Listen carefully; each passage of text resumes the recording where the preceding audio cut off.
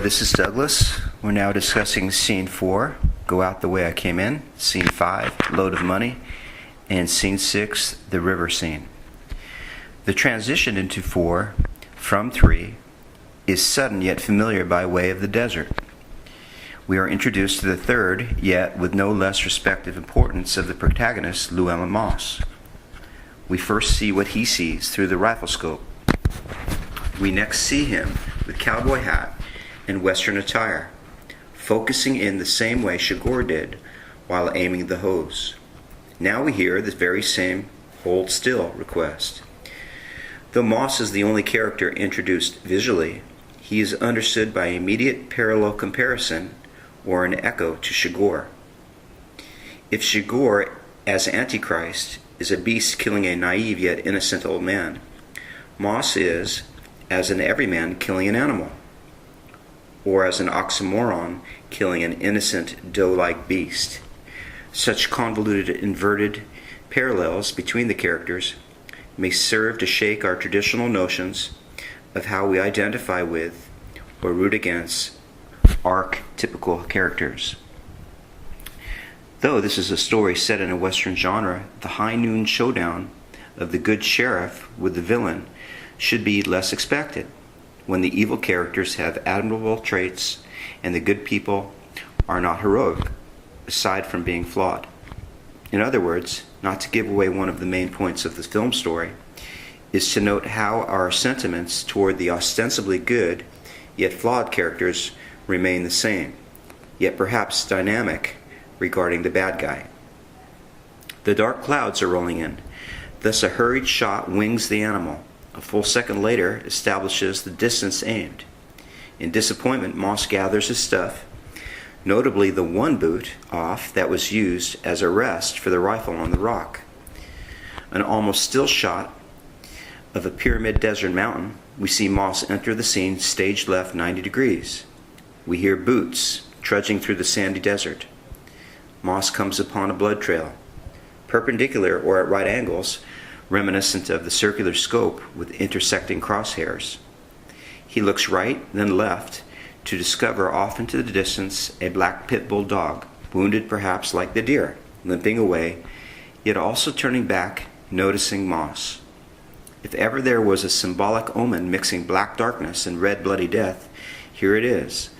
Moss infers the dog came from the opposite direction. Thus the irony in following this foreboding symbol of evil is by moving away from it, which attracts Moss to an overpass cliff where he observes pickup trucks and strewn bodies off into the distance, later described as a deal gone wrong. As Moss walks through the dead bodies and dead pit bulls, the red truck license plate has the numbers 21, 9, 45, all again 3 multiples. He opens the door of another pickup truck to find a man bleeding to death, belly shot, thirsty, begging for agua 3 times. Moss truthfully denies having any water or agua. Moss checks the trunk, discovering a payload of brown heroin. Returns to the dying criminal, demanding where is the last man standing, or ultimate hombre. The man begs in Spanish to close the door in fear of lobos, or coyotes. Moss ignores, looks out over the strewn bodies, figuring that somebody got away, and says to himself, "Reckon I will go out the same way I came in," foreshadowing perhaps his death, and as a double entendre extending his literal search for the man with the money. This kind of subtext seems subtle, yet Moss recognizes the danger. On the trail, Moss shares more self-chatter about backtracking, my dumbass getting shot, and deducing where the ultimate hombre might rest under shade. 2 lone fable-like green-leaved trees are seen desolate in the desert. Moss observes the man sitting with 2 exposed boots, not moving. An hour of stillness gives him confidence the man is dead. Turns out to be so. He removes his gun and bullets, then opens the black suitcase visually framed exactly between the dead man's boots, perhaps associating its contents with inevitable trouble.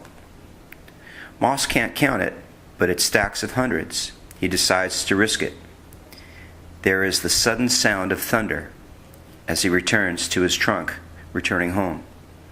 Perhaps the Greek gods aren't pleased with his absconding the gold from the pot at the end of a rainbow. Driving into his trailer park, he stashes weapons under the coach as if to keep what has happened from his wife.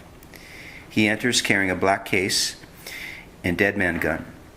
Walks by a TV with a sort of I Love Lucy era driving scene of three sitting in perfect triangular position. This directly foreshadows the grandma in El Paso scene. Carla Jean from the couch wonders, "What you got in the satchel?" Truth is now a lie for Moss. A load of money. Moss gets a beer, playfully rude to his wife's concerns, sits on the couch, staring at the TV. He jokes, "Keep it up. I'll take you in the back and screw you." The curtains are 6 inches drawn behind her head with a single white light, casting her as Ophelia. Such details correspond in later scenes concerning the television, couch, curtains, as well as the word screw, all of which Chigurh echoes.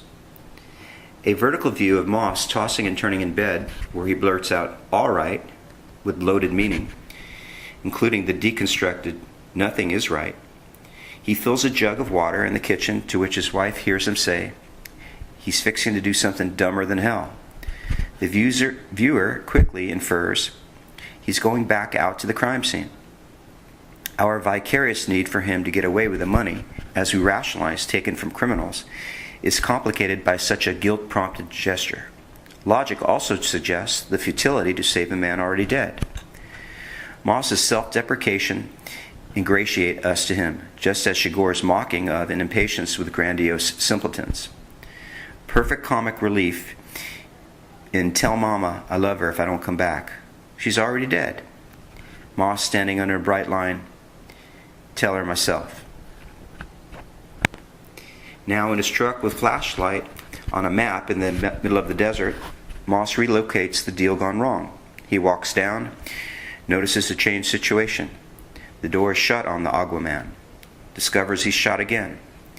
Moss notices some bad guys at midnight cutting his tires, now dune bugging toward him. He runs in just one direction. Shot at, a flash of lightning in front, and he's winged like the deer he shot. Rolls over the embankment to a rushing river. Before escaping by way of water, he takes off both boots. Swims away only to have a pit bull chase him in the water. A mile down the river, he gets out of the water. The silent pit bull now begins to bark as it leaves the river. Running on land now, it goes airborne to attack Moss, who is in Deus Ex Machina cliché fashion blows his gun dry and shoots the dog at the last possible moment. How fortuitous was running in the direction of an escape route river. Perhaps the horizon lightning were from the Greek gods who previously expressed thunderous anger, now rewarding his selfless attempt to save the Agua Man. What do we make of the hackneyed, trite, predictable, saved at the last moment narrative in an otherwise nuanced, cleverly interrelated story? This is easily overlooked by following the biblical symbolic water motif sequence. Evil Chigurh washes blood off his wrists. Thunder-containing rain reacts to Moss's flaw of understandable greed in taking the money. The water meant to save the Agua Man fails. An electrical rain suddenly appears, leading Moss to the blessed, as in "Take me to the river." And finally, before killing the blameless dog, Moss needs to blow it dry to commit an evil act, removed from holy water. Within the same getaway scene, which parallels Chigurh's escape, Moss too bandages his own wounds, only to have survived bootless, as opposed to the young or ultimate hombre who died with their boots on.